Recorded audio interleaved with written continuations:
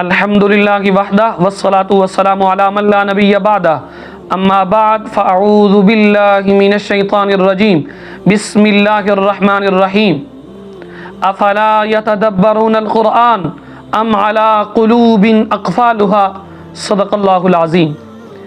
عزیزان من، آج کا ہمارا عنوان ہے نیت کا فساد، یعنی اگر انسان کی نیت خراب ہو، جتنا مرضی عبادتیں کرتا رہے، رب ذوالجلال کی بارگاہ کے اندر وہ عبادات مقبول نہیں ہیں، بلکہ اللہ الٹا انسان کو عذاب کے اندر مبتلا فرمائے گا۔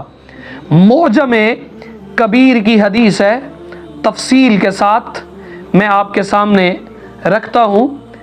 حضرت ابو ہریرہ رضی اللہ تعالی عنہ آپ سے حدیث مروی ہے، آپ کہتے ہیں سرکار علیہ الصلوۃ والسلام نے ارشاد مبارک فرمایا قیامت کے دن سب سے پہلے 3 آدمیوں کے بارے میں عدالت الہیہ سے جہنم کا فیصلہ صادر ہوگا۔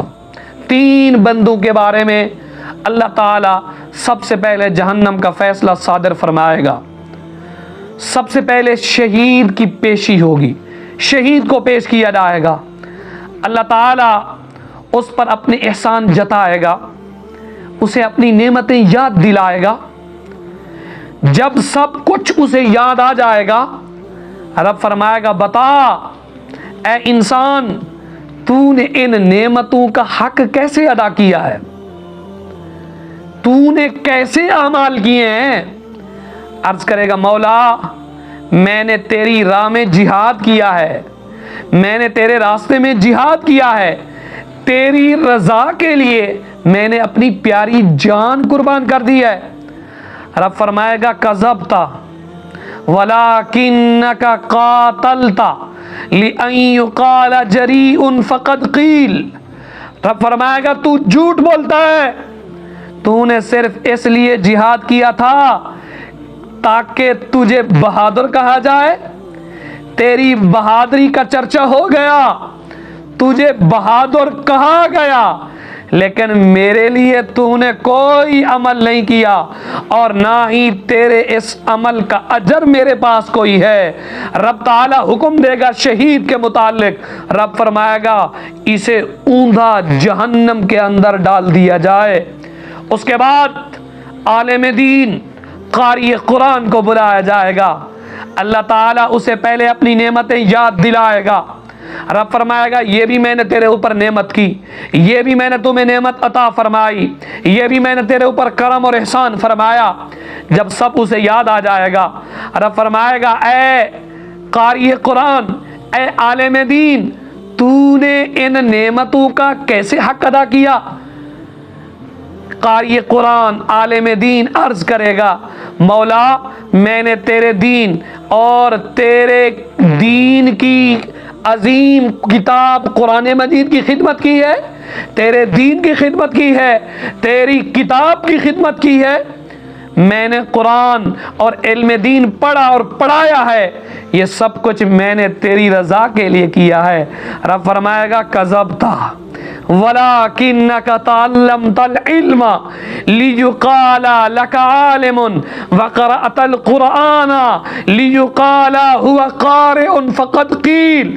رب فرمائے گا تو جھوٹ بولتا ہے، تو نے علم اس لیے پڑھا تھا تاکہ تجھے عالم اور مولانا کہا جائے، تو نے قرآن اس لیے پڑھا اور پڑھایا تاکہ تجھے قاری کہا جائے، تجھے عالم کہا جائے۔ یاد رکھنا ہے انسان، تو نے میرے لیے تو کچھ نہیں کیا، تو اپنی بلے بلے چاہتا رہا، اپنے آپ کو بنا سنوار کے پیش کرتا رہا کہ لوگ مجھے بڑا عالم سمجھے، مجھے بڑا قاری سمجھے، مجھے بڑا مقتدا سمجھے، اور تو قرآن ایسے انداز کے ساتھ پڑھتا تھا لوگ کہیں جی بڑا حسین قرآن پڑھتا ہے، کیا آواز ہے، کیا لہجہ ہے۔ تیرے دل کے اندر نیت یہی ہوتی تھی، تو لوگوں کے سامنے مسائل اسی لیے بتاتا تھا، لوگ یہ کہیں اس کے پاس تو بڑا علم ہے، یہ تو بڑا علم رکھتا ہے، یہی ہمارا پیشوا ہے۔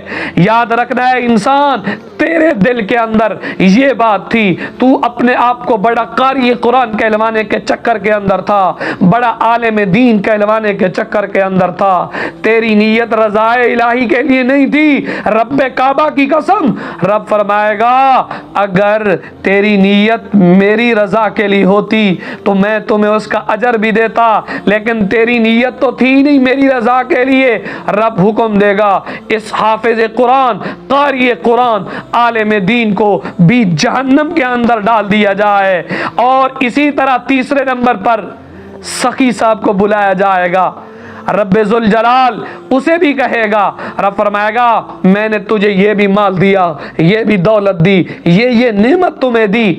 جب اسے سب کچھ یاد آ جائے گا، رب فرمائے گا ہاں سخی صاحب یہ بتاؤ تو نے دنیا کے اندر ان نعمتوں کا حق کیسے ادا کیا؟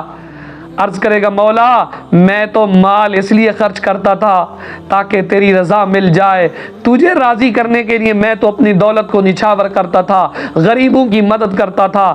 رب فرمائے گا کذبتا وَلَكِنَّكَ فَعَلْتَ لِيُقَالَ هُوَ جَوَّادٌ فَقَدْ قِيلَ۔ رب فرمائے گا تو جھوٹ بولتا ہے، تو جھوٹ بولتا ہے، تو نے سارا کچھ اس لیے کہا تھا، یہ سارا کچھ اسی لیے کرتا تھا، اسی لیے کیا تھا کہ لوگ تجھے بڑا سخی کہیں، تجھے سخی کہہ دیا گیا، تیری بلے بلے ہو گئی، تیری شہرت کے چرچے ہو گئے، تجھے شہرت مل گئی لوگوں کے ہاں، تجھے ہر بندہ کہتا ہے یہ بڑا سخاوت کرنے والا ہے، تیری سخاوت کے بڑے چرچے ہیں، لیکن تو نے میری رضا کے لیے نہیں کیا۔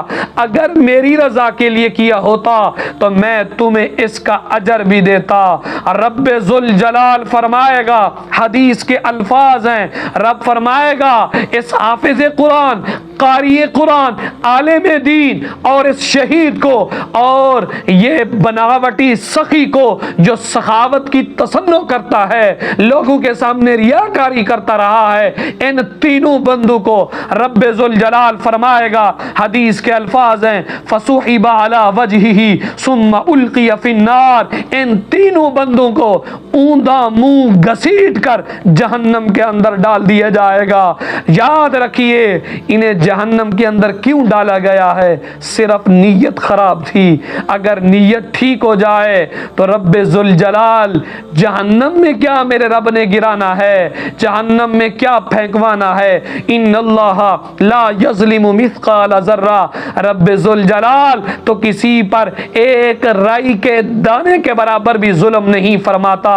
رب ذوالجلال تو معاف فرمانے والا ہے، رب ذوالجلال تو کرم فرمانے والا ہے۔ حضور کے غلاموں اگر کامیابی چاہتے ہو، عزت چاہتے ہو تو اپنی نیت کو درست کرو، نیت ٹھیک ہو جائے گی انسان کا بیڑا پار ہو جائے گا۔